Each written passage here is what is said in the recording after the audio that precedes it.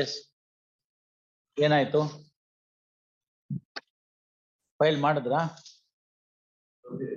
Hmm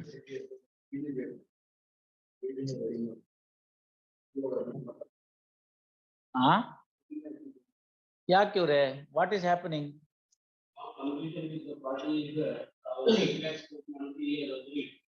Now they are saying that 1 lakh rupee has been deposited in the exhibition fee. Minus that 7 lakh. He is not interested in the 40. Let him know what ever ಅವ್ರು ಬೇಕಾದ್ರೆ ತಗೊಳ್ಳಿ ಇಲ್ದಾರೆ ಬಿಟ್ಬಿಡಿ ಬೇಡ ಬಿಟ್ಬಿಡಿ ಇನ್ನು 20 ವರ್ಷ ಬಿಟ್ಟು ತಗೊಳ್ಳಿ ಅವರು 8 ಲಕ್ಷ ರೂಪಾಯಿ ಎಲ್ಲ ಸೇರೇನೇನೆ ಹೌದು ಬೇಕಾದ್ರೆ ತಗೊಳ್ಳಿ ಇಲ್ಲ ಅಂದ್ರೆ ಬಿಟ್ಬಿಡಿ ಬರೋ ದುಡ್ಡನ್ನು ಬೇಡ ಅಂದ್ರೆ ಹೌದು ಅದನ್ನ 1 ಲಕ್ಷ ರೂಪಾಯಿ ವಾಪಸ್ ತಗೋತಾರ ಅವರು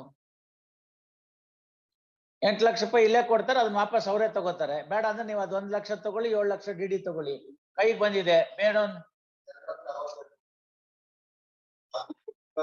ಆಯ್ತು ಇವ್ರೆ ಅದೇನಿದೆಯೋ ಅದನ್ನೆಲ್ಲ ಲೆಕ್ಕಾಚಾರ ಕೊಟ್ಬಿಟ್ಟು ಅವ್ರು ಬೇಕಾದ್ರೆ ತಗೊಳ್ಳಿ ಸಾಕಾರ ಬಿಟ್ಬೋಣ ಇನ್ನೊಂದು 10 ವರ್ಷ ಅಪೀಲ್ ಪೆಂಡಿಂಗ್ ಇರ್ಲಿ ನಮ್ಗೇನ ಬೇಕಾಗಿದೆ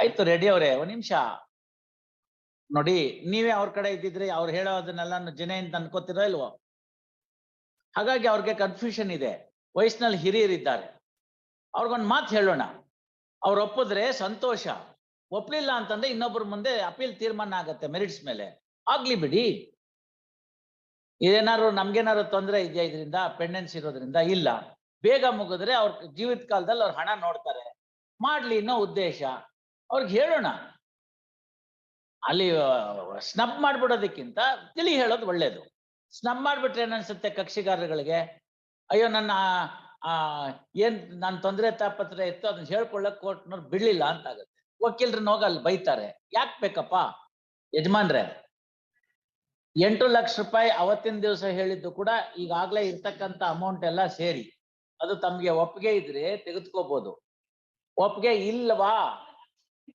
ಅಷ್ಟೇಪ್ಪ ಅದೆಲ್ಲ ಸೇರೇನೇನೆ ಅದ್ ಬಿಟ್ಟು ಅಂತ ಅಂತಿಲ್ಲ ಅದನ್ನೆಲ್ಲ ಸೇರಿಸಿ ಅಲ್ಲಿ 1 ಲಕ್ಷ ರೂಪಾಯಿ ಎಕ್ಸಿಕ್ಯೂಷನ್ ಕೋರ್ಟ್ ನಲ್ಲಿ ಕಡೆಗೆ ಡೆಪಾಸಿಟ್ ಇದೆ ಅದನ್ನ ತಾವು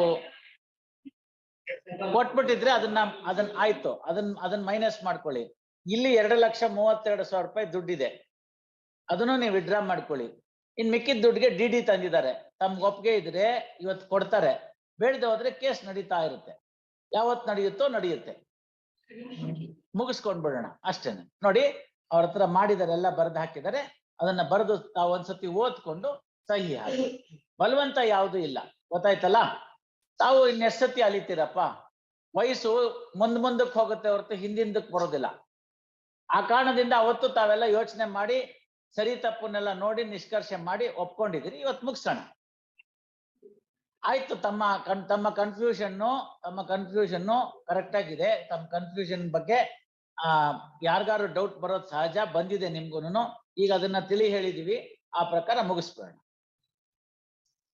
S mister everything is clear no more confusions yes all right ಆಗತ್ತೆ ಕೆಲವು ಸಂದರ್ಭ ಹಂಗಾಗತ್ತೆ ಏನ್ ಮಾಡಕ್ ಬರಲ್ಲ ಅವ್ರಿಗೆ ಹೇಳಿ ಅದನ್ನ ಸಹಿ ಮಾಡಿಸ್ಕೊಳ್ಳಿ ಬರ್ಕೊಳ್ಳಿ ನಿಮ್ಮ ಕ್ಲೈಂಟ್ ಇದ್ದಾರಪ್ಪ counsel for appellant present counsel for respondent present first a compromise petition is filed under order 23 rule 3 CPC first contents of the compromise petition is read over to the respondent first respondent has agreed that the terms of the compromise petition depict the true terms of settlement first he also submits that there is no force undue influence or coercion in reaching out the terms of the compromise first on behalf of the appellant Shri Shankar Reddy has signed the tave sign madidira Shri Shankar Reddy has signed the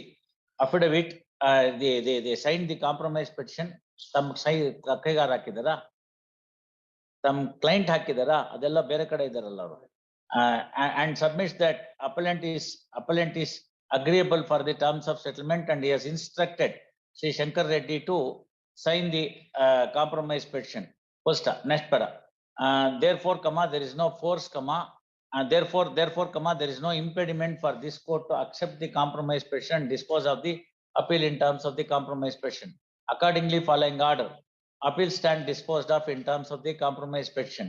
First, in terms of the compromise petition. First, office is directed to pass a modified decree in terms of the compromise petition, appending the copy of the compromise petition as part of the decree.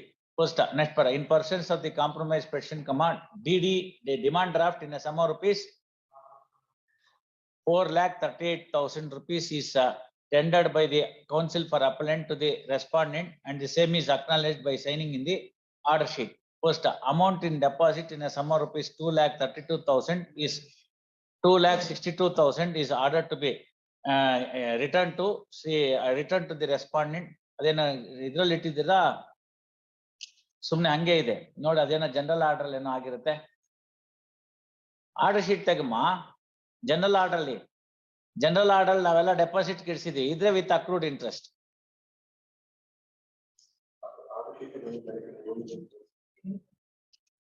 Amount is ordered to be withdrawn by the respondent under due identification. Yes. Okay.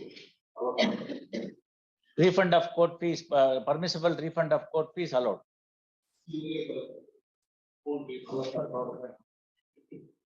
ಹಿಂಗೆಲ್ಲ ಬೇಡ, ಏನ್ ರಾಜ್ಯ ಆಗಿತ್ತು ಅದು ಆಗ್ಬೇಕಷ್ಟೆ.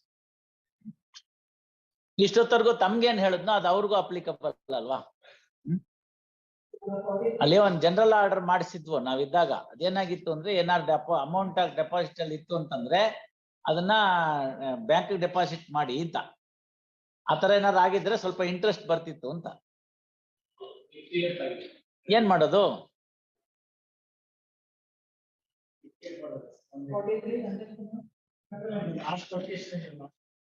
Yes, Mr. Bas.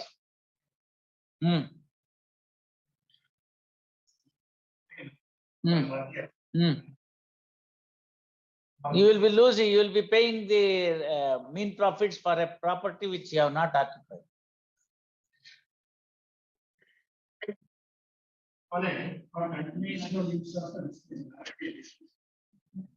No, what continuation? Continuation of what?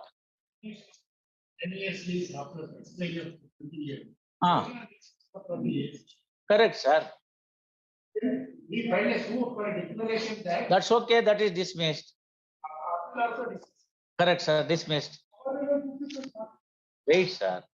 If all those things are dismissed. Successor has filed a suit. And it is there also that. Sir, forget the lease. Now, did you hand over the possession is the only question. Which purchaser?